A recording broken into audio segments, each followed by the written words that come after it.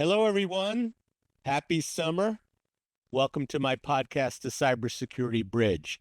If you're one of the very few people on earth who's never seen my Cybersecurity Bridge podcast, come on, what are you doing? Anyway, each episode is broken into 3 sections. In the first section, we talk about the present of a particular area of cybersecurity. In the second section, we talk about the future of that area of cybersecurity. And in the third, that's the Cybersecurity Bridge, where we talk about how we get from the present to the future.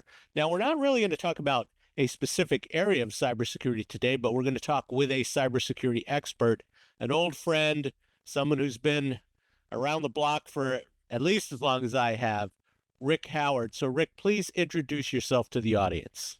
Hey, John, it's good to see you again. Thank you for having me on the show. I am a bit like you said, been around for a long time, been doing cybersecurity for 40 years.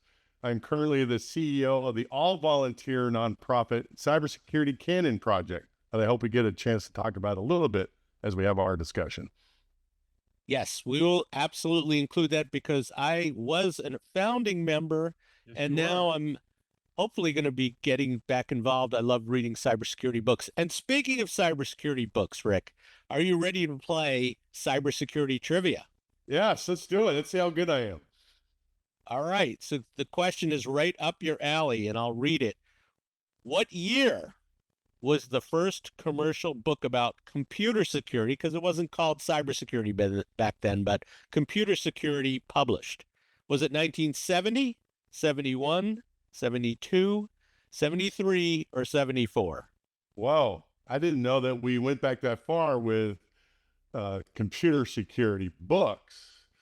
So I'm going to go, let's see, 72 was the first paper. So it's got to be after that. Let's go, was it 74 an option? Can I go 74? Yes, 74 was an option. Let me do 74. Oh, you were so close. So close. It was 1973, according to the research, the extensive research that my staff did in preparation for this. What I found was the first paper was in 1970, produced by the RAND Corporation. Yeah. And the book in 1973 was called Security, Accuracy, and Privacy in Computer Systems by James Martin, who was no surprise, was a professor. There was another one that year. And then in 1976 was the first popular book about cybersecurity, and I think that was more fictional. But anyway, let's move on. I totally whiffed, John. I should know that answer, so now I feel bad. Well, now you know.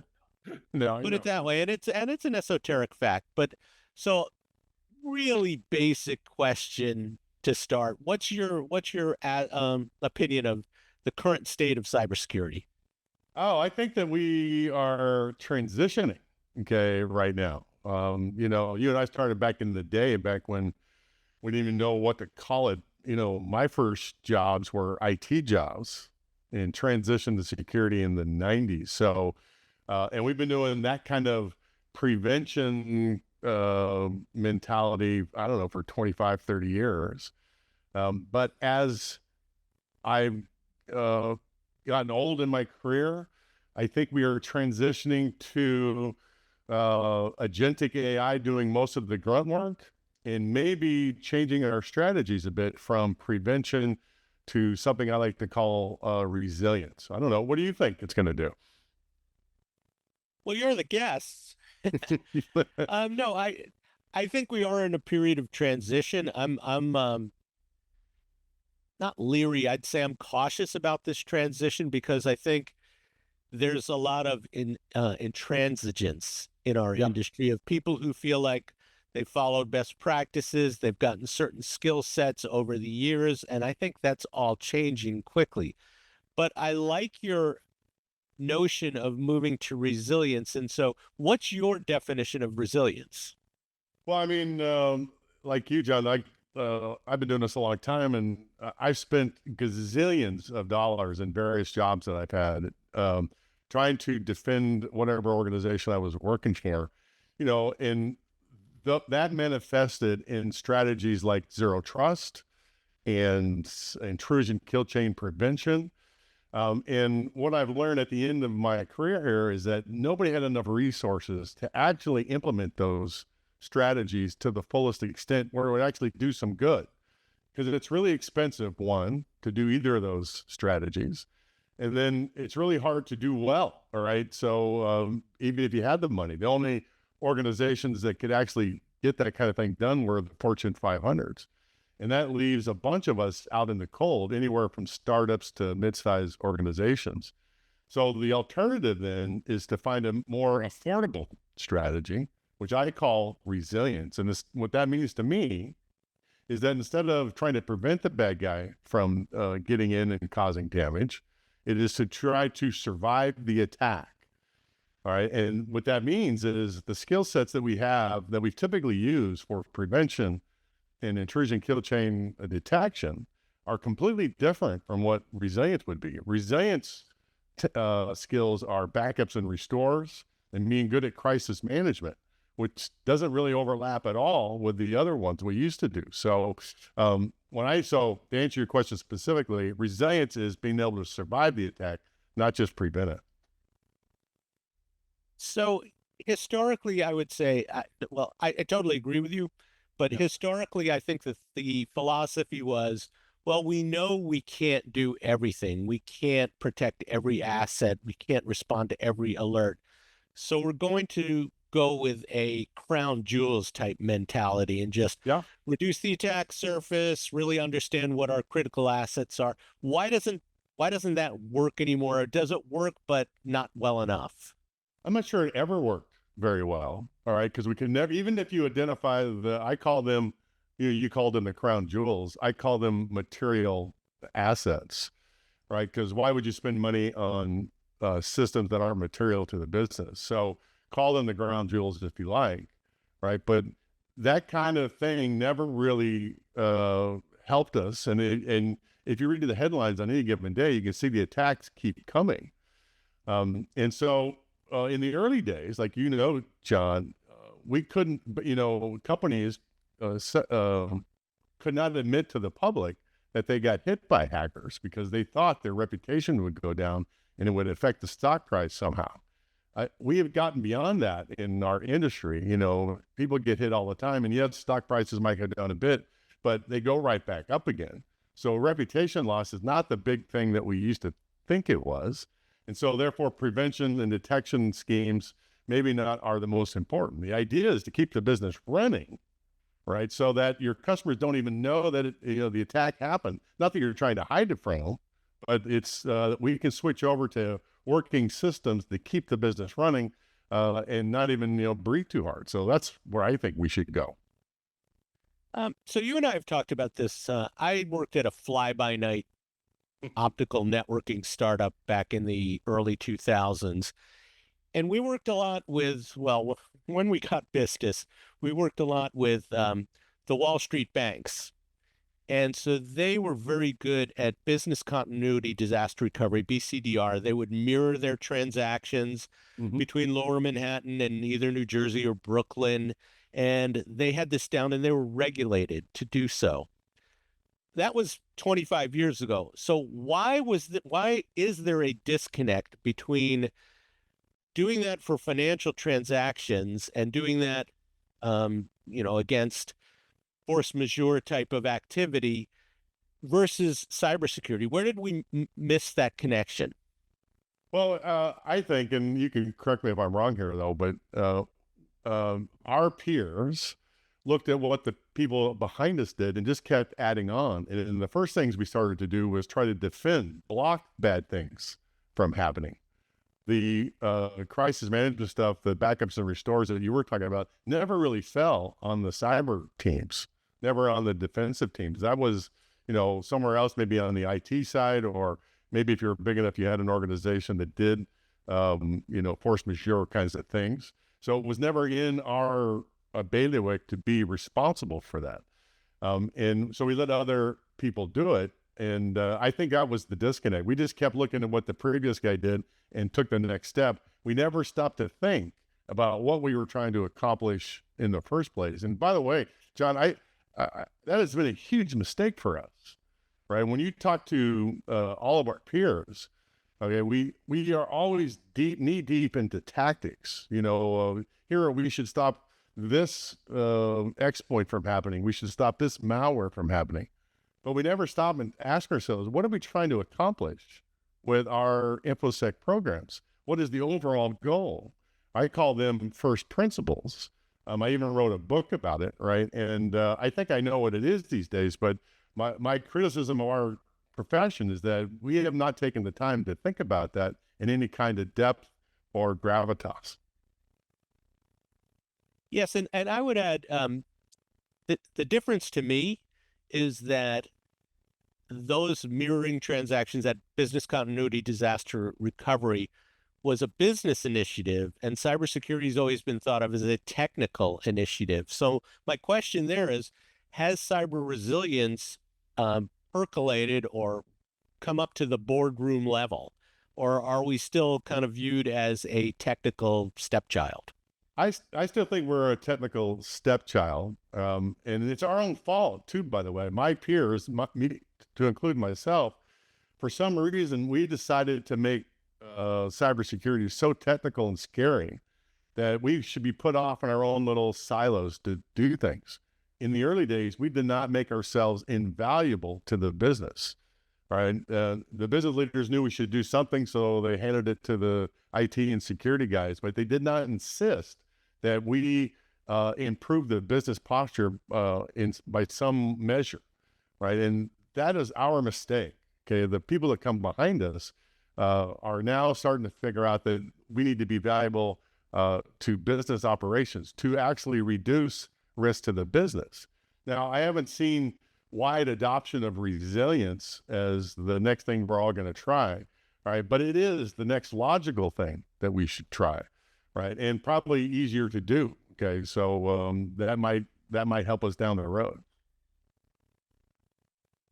Now let's transition to the future. And so I'm going to read from your book, Cybersecurity First Principles. You say that the goal is to reduce, and correct me if I'm wrong, but reduce the probability of a material impact due to a cyber event over the next business cycle. Yeah. So as you look to the future, and I know you like to parse that sentence, so please do, but as you look to the future, what can we expect from things like AI, from regulations, from the business getting religion on cyber resilience? What can we expect in facilitating that statement? Well, the reason I wrote the book is because everybody, all my peers that I've talked to, we couldn't all agree on what we were all trying to do, right? Which is just weird. And yeah, we all are different. We all have different verticals, different sizes. But if you were talking in terms of first principles, shouldn't we all agree that we should be doing the same thing? And so it got me thinking about what would be the absolute cybersecurity first principle. And you just read it. Like you said, it's 3 pieces. And the first one is reduce the probability, meaning that you have to know what the current probability is. And our industry really sucks at that. We don't know how to, as a group, we don't know how to do it. Now, there are ways to figure that out. And I wrote about it in the book. And there are other methodologies like the FAIR methodology that a lot of people use, right? But as a group, we are not very good at thinking in terms of probabilities. The second piece of that is only worry about material things. We were talking about it before, right? Why would we worry if the bad guy stole the lunch menu from the company cafeteria and exfiltrated it out to the command and control center in Tajikistan? Yeah, it's a little embarrassing, but maybe we don't call the FBI for that one, right? And then the third is have a reduced time frame. Because if you just say, what's the probability that we'll get hacked sometime in the future? Yeah, that answer is probably, yes, somewhere down the future. But if you're trying to forecast the probability in the next, say, business cycle, that's a different number, right? And absolutely possible to do. So that's the background for the first principle statement. Now I forgot what your question was. So what am I supposed to be answering? So as you look at that statement, think about the impact of AI, the impact of pending regulations. What are the big drivers of change there? I think is automating that calculation, is so much easier than it was 10 years ago when we were all trying to do it with spreadsheets and pencils, right? It is pretty easy now we understand the calculation, okay, to calculate what the probability is. You can actually get that number off of public intelligence reports. There's a great book, John, it's in the Hall of Fame. It's called Super Forecasting. And it's by Dr. Tedlock. And he was kind of an old curmudgeon back in the 2000s who worked for the Intelligence Advanced Research Project Agency, kind of like DARPA, but for the intelligence community. And, you know, he would look at the news shows on TV, you know, Fox and CNN and MSNBC, and those shows would always bring on panelists who predicted something once correct in their career, but had been wrong ever since, right? So he would kind of shake his fist at the TV and say, why do they have these losers on here? And I always thought that there should be a chyron at the bottom of the screen that said, you know, this guy's 1 for 37, maybe not pay attention to what he's talking about, right? So Tedlock does an experiment. He gets 3 groups, the intelligence group, the intelligence analysts, academia, and a group I call the geezers on the go. These are just old people that had time to solve puzzles. And it gives them 500 really difficult forecasting problems, like, will the president of Syria get assassinated in the next year? And then he grades them over time. And the group that wins that competition are the geezers on the go, right? They beat the intelligence analysts by 60%, a group that had access to classified information, right? But that's not even the important finding. The important finding is inside the geezers was another group that he called the super forecasters, who beat everybody else by another 60%, right? And proved that it is possible to make forecasts about really difficult problems with many different variables that seem so impossible to solve, kind of like cybersecurity.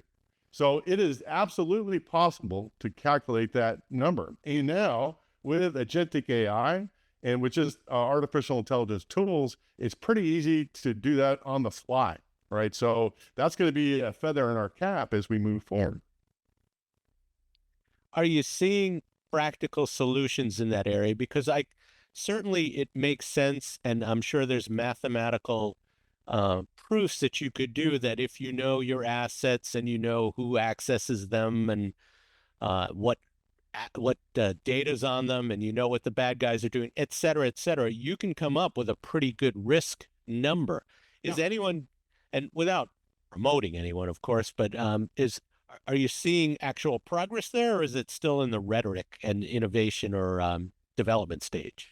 It's past the rhetoric stage, and there's a handful of people doing it for real. Or, you know, a couple of insurance companies are adjusting their coverage based on how well risk is captured with their clients. There are field desks, contractors, CISOs that are kind of doing it as their way to show value to their potential customers. So it's more than just slide decks.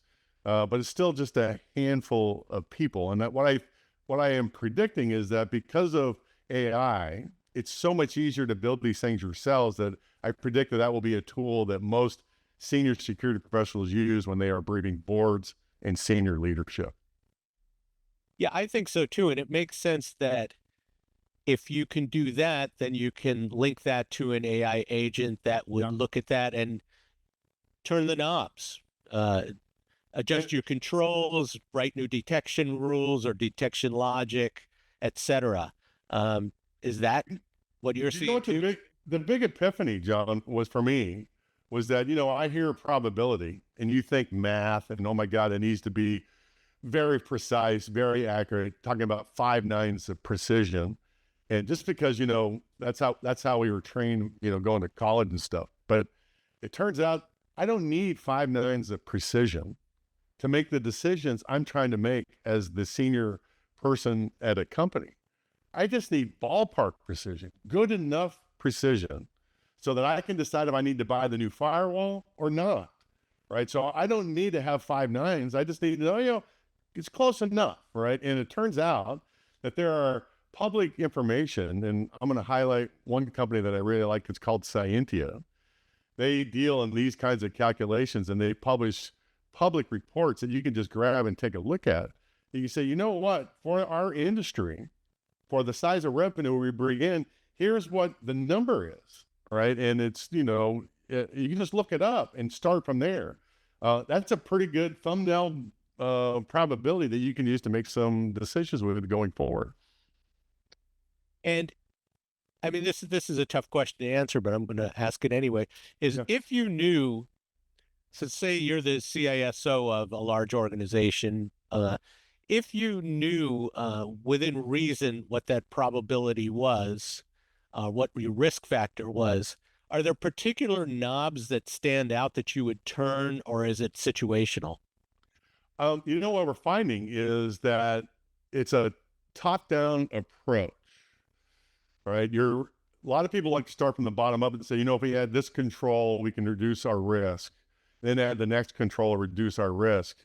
Okay, but what happens is they start to find that they don't get that much bang for the buck by doing it from the bottom up, because there's only so much risk you can relieve, right?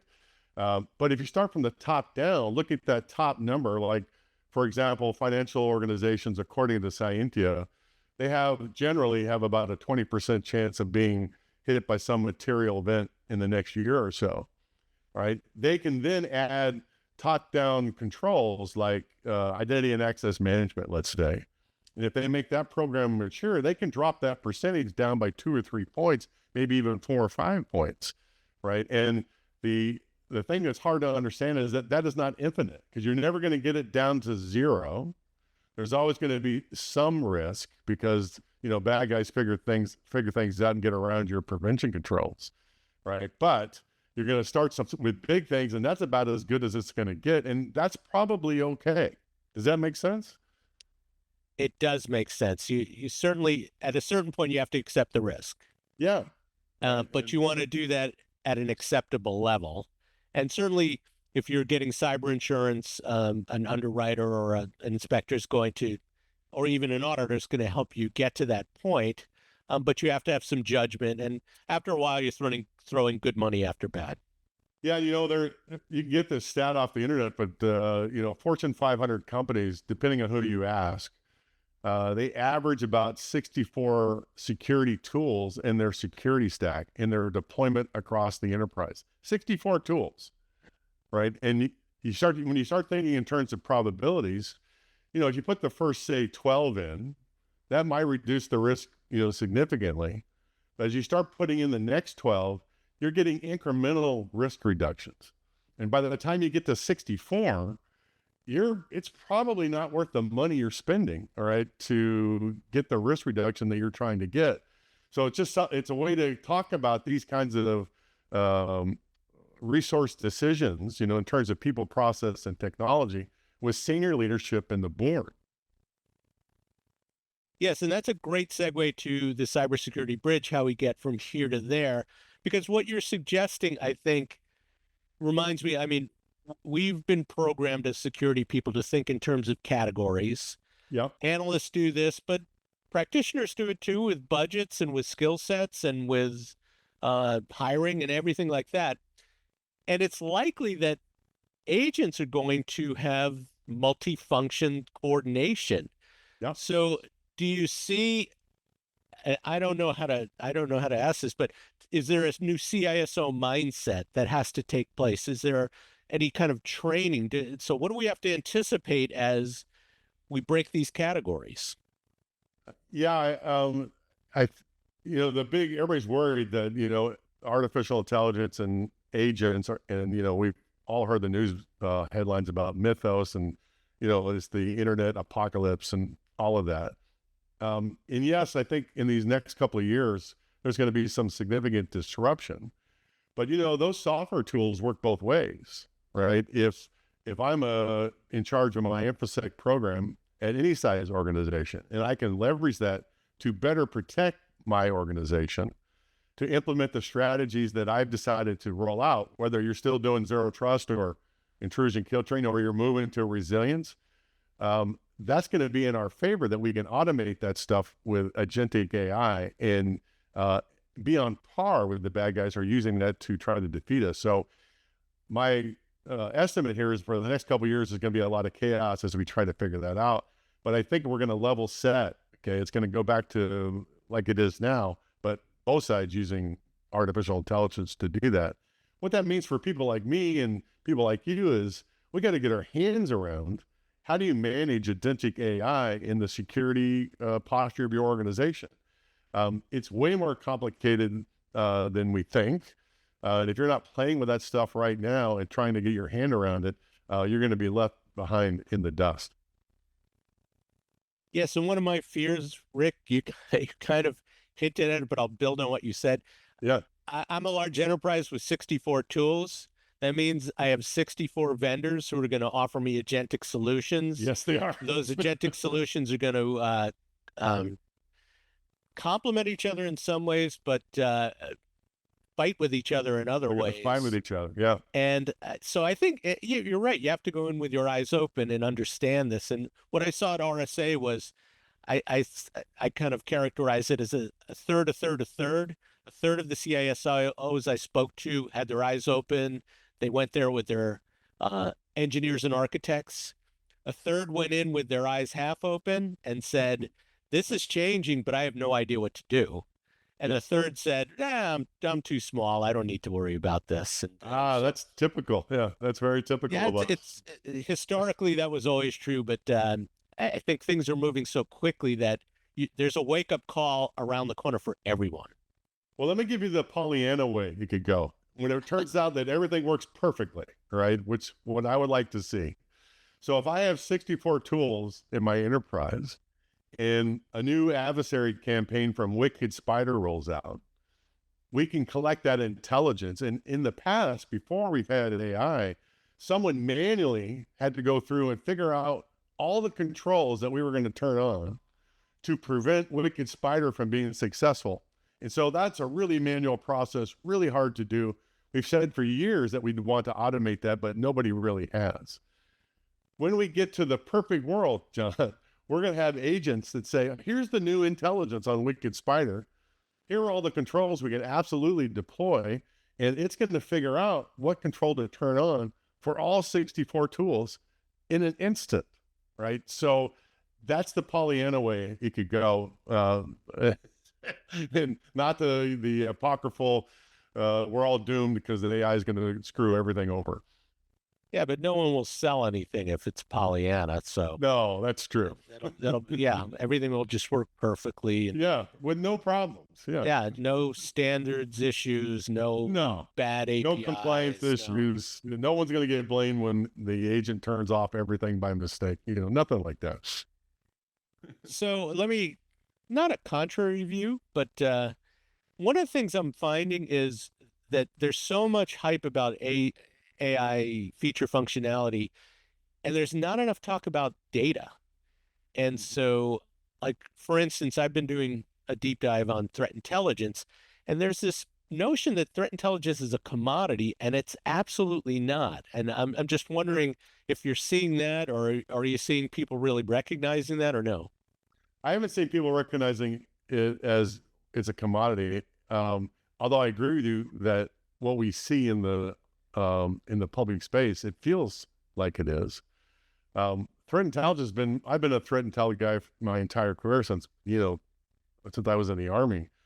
We have never transitioned to automating that process. It's all still hugely manual, which is incredible to me at this point in 2026.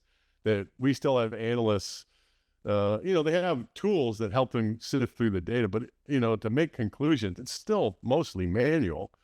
The future, the shiny future, is that we can automate most of that grunt work with these AI agents and turn it away from very interesting intel that we can make decisions with, which, by the way, that's what the intel teams are supposed to give you, a way to make some decisions, not just give you reports about how bad things are, what bad things are happening.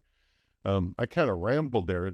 Am I in the right ballpark for answering that question? You're absolutely in the right ballpark. And I just posted on LinkedIn about this yesterday. It's like garbage in, garbage out. Yeah. And the models are only as good as the data that you give them. So we have to focus on that. I think there'll be, like, if you are a security data engineer, your future is bright. You will have lots of opportunities. Yeah, and I think that if you are embracing the AI models now, and learning how to make them the most efficient, that's where you're gonna progress in your career. All the junior level and mid-tier people that want to move up, they should be focusing on understanding how that all works so they can provide value to their organization. That's the advice I would give. Yes, one vendor I worked with calls it human augmented autonomous Yeah, SOC, yeah. I mean, there's a lot of words there, but it does communicate the right message. So I'll ask you one more question, then I want to talk about quickly talk about the cybersecurity canon. But the Yeah. one other question is, for cyber resilience to work, it has to be embraced by the executives. And I Mhm. saw this one statistic that some companies are establishing KPIs for cyber resilience. I'm not sure that I buy widespread KPIs for cyber resilience yet. So, uh, what do the executives have to learn, or are they learning it in your experience? The lessons on cyber resilience. Yeah, we're not there yet. Executives, first cyber executives don't really understand the magnitude of what has to happen here. And therefore that means that senior staff and board members don't get it either. What I'm talking about here, when I say resilience, and I said, yeah, backups and restores should be some of the things we're really good at, but we need to be really good at backups and restores, meaning push button efficiency to say this Google Cloud instance is going to be shifted from North America to Singapore, okay, in an instant, right? And it's not that we just try that every once in a while. We're practicing that every day, right? That we are so good at that nobody even breathes hard when it actually has to happen. This is an area called chaos engineering. It's been around for about 15 years. Netflix made it famous when they transitioned from being a mail your CDs to their customers to being a streaming service. They on purpose had designed things so that make sure that nothing would fail and everything would keep going whenever there was a problem. And I get to still keep watching, The Witcher on Netflix, and I wouldn't even notice that they had an outage. They made it famous. There are a number of books that are out there that talk about that, but it is still a niche in our community. And by the way, not embraced by the security community. It's still over on the IT side, still on the operational side. And I think that's a mistake. It should be embraced. We should own that kind of thing. Yes, I've noticed over the last 10 years, people who are really smart that I follow would say we need to transition from security people who are reactionary to ones who know coding and engineering. And I think Yeah. that really hints at what you're talking about. But let's talk a little bit about the cybersecurity canon. I participated way back when. Hopefully, I'll be participating again. Just describe what it is, because I think it's one of the most worthwhile projects in cybersecurity, but it's not as well known as it should be. Yeah, one of my, yeah, it's not as well known. So thank you for giving me the opportunity to talk about it. Like you, John, I'm a big reader of books. And when I was the CSO at Palo Alto Networks, one of my jobs was to go around and talk to customers. And I noticed that my peers had stopped reading books. And there's lots of good reasons for it. All right. Is mostly because our field changes so fast and there's so much information out there that the natural tendency is to try to consume as much as possible. So instead of reading a book in total and trying to learn from it, you are reading summaries of books. Instead of listening to a podcast, you're listening to the podcast on triple speed because you're just trying to keep up. And it's counterintuitive, right? That if you want to learn something new or relearn something that you thought you knew, you have to slow down. You have to kind of wallow in the material.